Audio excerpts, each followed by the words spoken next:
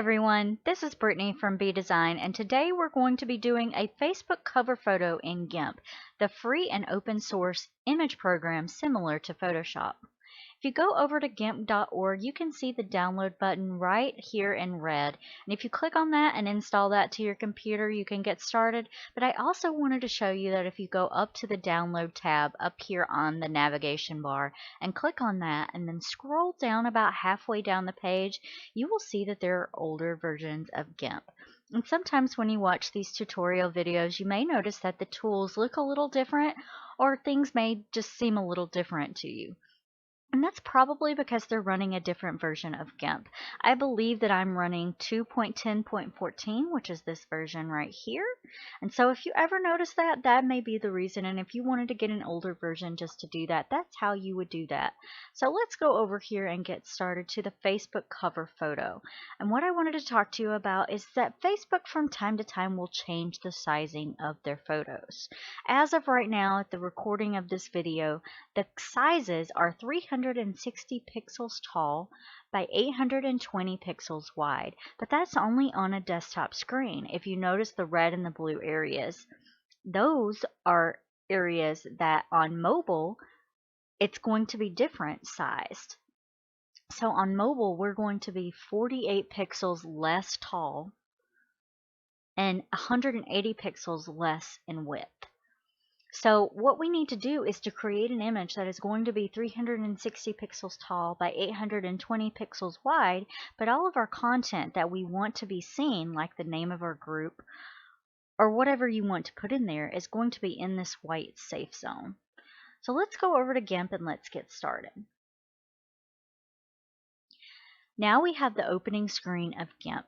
If you go up to File and you click New File, or you can use the shortcut keys Control+N to open a new file. Click on that. We get this pop-up for our image size. And we want to go back and we want to see what we want to get for the image size. We need 360 pixels in height and 820 pixels in width. So in width, we need 820 pixels, and in height, we need 360 pixels. And then I also wanted to show you these advanced options. This option down here, Fill Width, may have your foreground color as the default option. I have changed mine because I work with pings a lot and they can have transparent backgrounds. So I've changed that, but you can use your foreground color, your background color, just white. They even have patterns on here. But I like to keep mine at transparency, and that's why when we click OK, it's going to open up this with this checkered background, and that's just a transparent background. There's actually physically nothing there on my screen right now. And now we're going to go and look at these colors. And if you click, this is your foreground color. If you just hover over them, they're going to tell you in the tooltip what it is. And this is the active foreground color. And we can come in here and scroll around and choose any color that we want through this. You can also scroll through here and pick any color, or you can come over here and type in an HTML code and click enter, and then you're going to get that color. So let's select that, and then you can flip this around and then choose this, but this is now your foreground color again. So you can flip your foreground and your background, but remember that it's going to actually flip your background to your foreground color. You're not going to have that as your background anymore. But I like this as white in the foreground and a darker, almost black in the background. So let's leave that, and we're going to look at doing a gradient next. This is the gradient tool with the two lines, and it may look a little different in your version. But if you click on that gradient tool, it's going to pop up your options down here. And within those options, we've got several different things. This gradient box right here, you can click on that, and it's going to open up different options for you to use with the gradient tool. So you've got just foreground to background, which is like a 50-50 of your colors with a straight line down the middle. We've got the HSV versions, the clockwise and the counterclockwise versions, and then we've got foreground to background where it's going to fade in to the whatever colors you have chosen. But also in Gimp, if you scroll down a little more, they have defaulted patterns that you can choose. You can do rainbow colors, you can do this blue-green color. They have an aluminum one that looks like metal. if you drag that, and then if you hit escape, if you don't like it, you can go back. And then you can go back into this and look, there's Caribbean blues. Let's try that one. And I don't really like the green in it, so we're just going to leave that out of it. And you can drag these any way you want once you get them down. So I kind of like that. We're going to leave that. And once you get it exactly where you want to leave it at, you can click enter on your keyboard and that will paste the gradient to the layer. And now that we've got a gradient on the screen, the next thing I want to show you is filters. If you go up to filters here and you look through them, there's a lot of neat options that will help you to just enhance. I mean, you can blur, you can distort with like waves and pinching, and make flames by going into here. There's like a flame section. But what I wanted to do is to go over to the cubism. And I kind of liked the way this one looked. And you can even go into this background color and click on that and change that to whatever color you wanted to. So just scroll around and find a color that you like. Kind of want one. May just go with white actually. I really like the way, maybe this blue. There we go. I kind of like that. So let's click on that, and then you can also click split view here and you'll be able to see the difference between the two. You can change the tile sizes. Oh, that's kind of crazy. Even goes to like nothing there.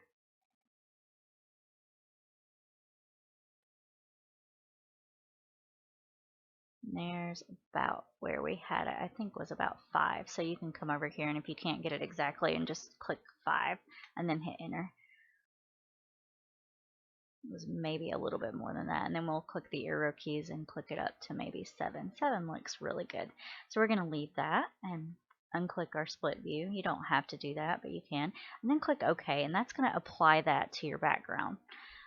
And if you like that, that's great, but if you wanted to use an actual image, I wanted to tell you about this really neat site that there is called Unsplash that lets you use their images for free. So if you go over to unsplash.com and type in whatever you want to look for, let's do a summer background, search for summer, and let's find something. The first thing that I notice is this image right here. I wanted to point out to you, our image in Gimp is wider than it is tall. So if you see these images and you like one that is like this, we want to avoid using those, because if we try to use that, I want to show you what's going to happen. We're going to right click it and click copy image and then go into Gimp, and then Control and V will paste it. Also, you can go up to edit and paste here, or just use the shortcut I said, Control plus V will paste that. And now we kind of see what I was talking about. Whoops, just did the filter again. We see kind of what I was talking about with the size, where it's not really fitting into the size of our image. And what's going to happen if we scale this is it's going to get out of proportion and look really stretched out, and the resolution is going to not be as good as we want. So we want to avoid using those images. So if we hit Control Z here, we can just undo this. Sorry, I wasn't clicked in the window. Can just undo that, and then it will go back to where we were. So now let's find a picture that's going to be exactly what we want. I kind of want like palm trees, just like that one. So something like this. And we're going to right click again, and we're going to click copy image, and then we're going to go back to Gimp. I also want to point out that you could download this, or you could save image as if you wanted to keep the image, but we don't really need to keep the individual image in this case, so we're just going to copy it. And we're going to take that back over to Gimp, and we're going to hit Control V again to paste that into our screen. And now we've got our image on there, but it's just in this floating selection over here in the layers panel. So what you need to do to actually get this into a Gimp layer is to right click that floating selection and go click to new layer, and that will actually paste it onto a new layer for you. And now it is fully in Gimp, and we can use and manipulate this image. And what we want to do with this image is we want to scale it down so that we get more of our image into our background. So we're going to use this tool called the scale tool, which looks like two little boxes being scaled down. And once we've clicked on the scale tool, we can then click on the image and it's going to pop up this new little box. And if you notice in this box, we've got a little chain here. And right now the chain is linked together. That means that our width and our height proportions are going to stay equal. If we unclick this, our proportions are going to be able to be stretched, which we really don't want, especially when sizing an image down. It's going to just stretch our image out and not look very good. So what we want to do is hit Control Z until we get back to where we were, and then lock that back up. So our proportions stay the same when we scale this down. And we want to scale this until we get right at the outsides of the border of our image, but still covering the full background so that you cannot see any of the edges. And once we get it to about the right position, you can even move it with this if you want to. You can then click scale and that will scale it down to where you want it. And if it's not exactly where you need it to be, you can click on this little tool with the 4 arrows. It looks like a compass, north, south, east, and west. Click on that and that's your move tool. And you can either click directly on the image and then use your arrow keys if it's just a little bit you want to move, or you can move it around like this. I'm going to choose to move with my arrow keys because I just needed to move it a little bit.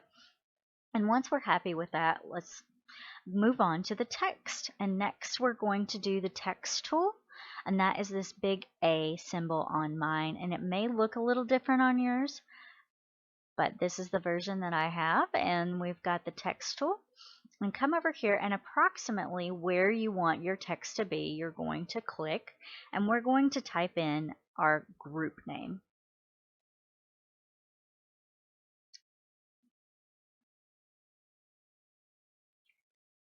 And now we can just change the size to whatever we think is best. I kind of like the way 72 looked, and I really like this font, so I think I'm just going to leave it like that. I also wanted to show you that you can do gradient colors on the text as well. And we can do that by going over here to the text layer and right-clicking on that and going to Alpha to Selection. And what that will do is select anything that's inside of that layer, the actual content of it. And because it's a text layer, it's going to select for us the individual letters. And now we can use our gradient again. And if we want, we could change the colors, but for now I'm just going to leave it. And we can use that Caribbean blue again and go across there. I actually think it'll look better if we do this up and down. And I'm going to cut that green out again.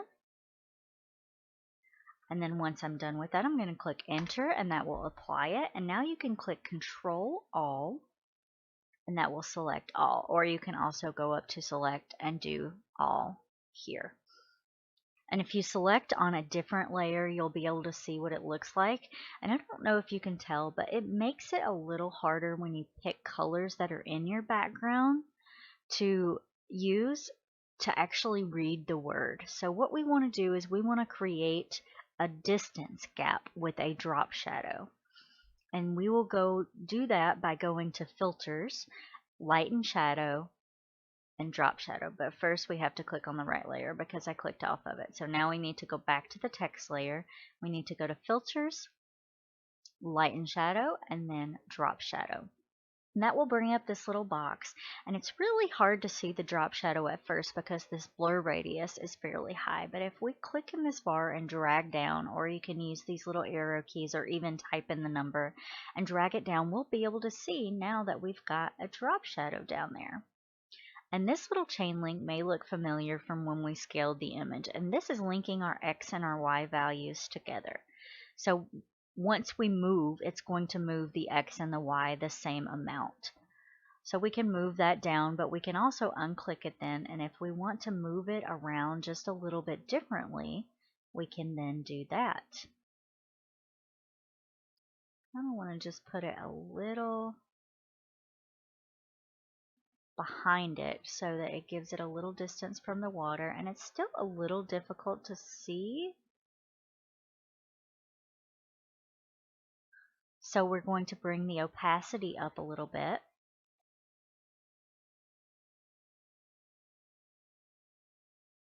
And you can even change the color of the drop shadow if you wanted it to be something different. Change that to white, and then you can see that very well. And you can even add multiple drop shadows. So then we could go back now and do another drop shadow. Go back to filters, light and shadow, drop shadow.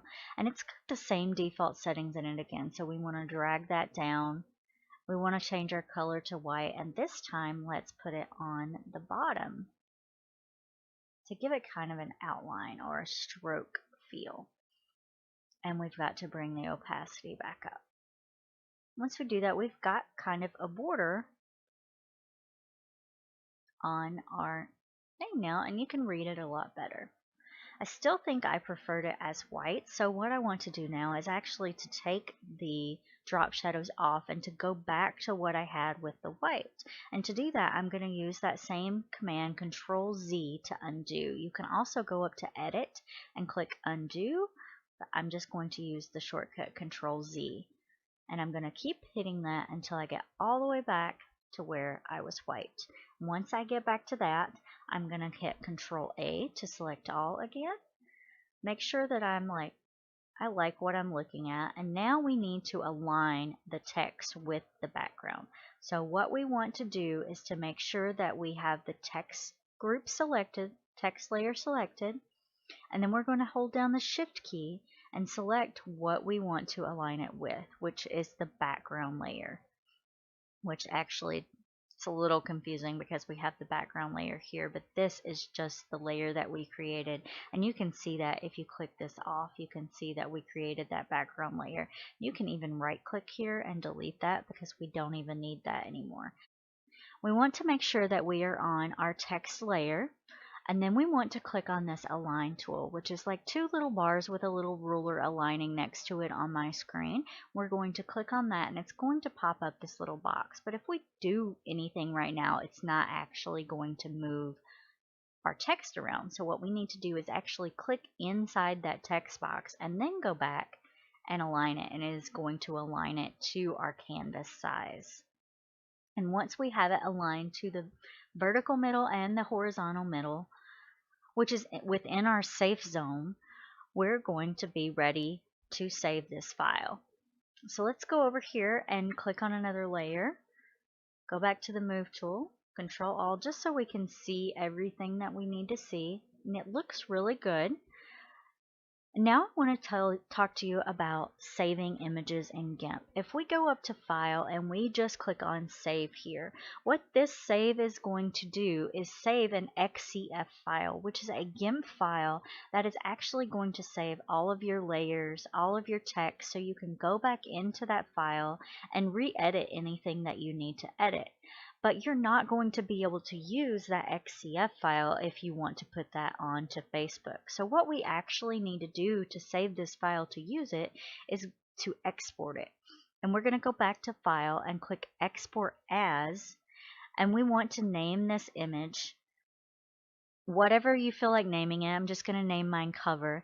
And then to export it as a file type, you can either come down here and select your file type by extension. But what I like to do is to just type in dot and then the file type. If you want a ping, it's PNG. If you want a JPEG, it's JPG, or even JPEG will work, which is right here in your file type extension. But if you don't want to use that, you don't have to. You can simply just type in the name here, and then you click on Export, and that will export to a JPEG and pop up this new box. The quality is going to default to 90, and typically that's going to be fine for you, but if you want the best quality image, if you need it to be a higher resolution for any reason, you can bump that up to 100. And then we're going to click Export. And I do realize that I did forget to tell you about the file system. So you can also tell I didn't move my file system around, so it actually saved that into my documents folder because I wasn't paying attention. And that can happen to you, and you can lose your pictures sometimes. So remember that when you're saving, you want to make sure you're in the right folder to where you want to save it at. So I actually wanted it to be in my pictures folder, and I can go through Windows and move that, and I will, but I want it to be saved in the pictures folder. So I'm going to go and click on pictures, make sure it's typed correctly again, and I'm going to re-export it. And then export that again, and we'll open up our file system.